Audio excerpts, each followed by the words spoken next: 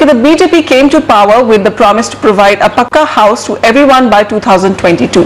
The government is now ready with the policy to deliver on this promise. Naveen Raheja takes a look at the challenges before the government and what it will take to have housing for all by 2022. Modi government's big ticket housing reform policy, Housing for All by 2022, is all set to get the cabinet clearance this month. Under the policy, the government plans to construct 2 crore housing units by 2022 for the economically weaker section and the affordable housing category. Prime Minister Narendra Modi has held 3 meetings to review and fine-tune the policy to ensure that this flagship scheme of the BJP government do not meet the same fate as earlier similar policies. It's a very nice vision, which is right also as a vision in its own right, that everybody should get a shelter. But the question is that what is the exact shortage of housing? It's a very daunting task, undoubtedly, but can be achieved. It has to be affordable, for which we require land availability. Second, we require regulatory approvals, process time and cost management. And third are fiscal incentives. We need all 3 to come together for something like this to happen. The new policy is a modified version of the existing affordable housing policy, with changes being made to the funding pattern and the tax structure. Government is likely to exempt low-cost housing projects from double taxation. These projects will get rebates on stamp duty and registration fees. Private players taking up affordable housing projects will be given higher FSI and TDR.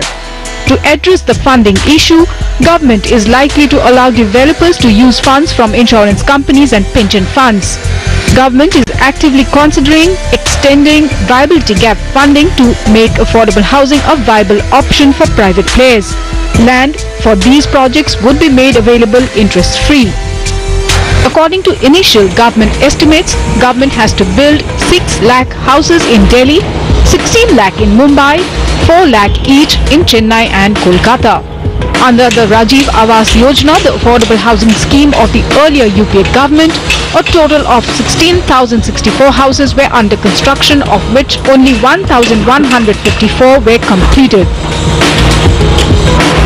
The affordable housing in partnership scheme, also launched under UPA rule, failed to attract little private participation, hence the scheme did not take off.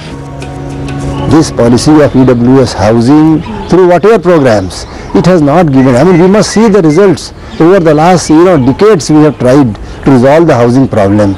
But is there a study as to why we have failed?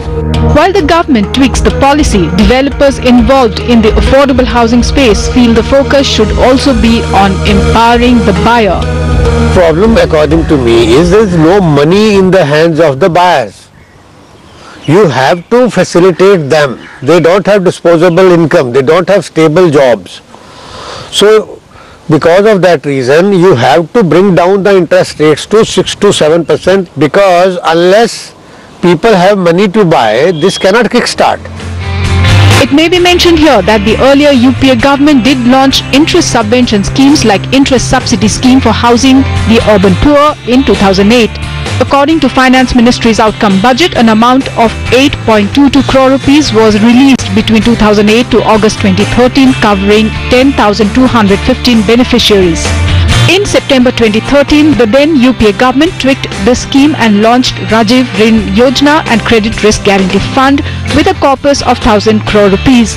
According to Housing Ministry data, only 150 crore rupees was released under the Credit Risk Guarantee Fund till June 2014.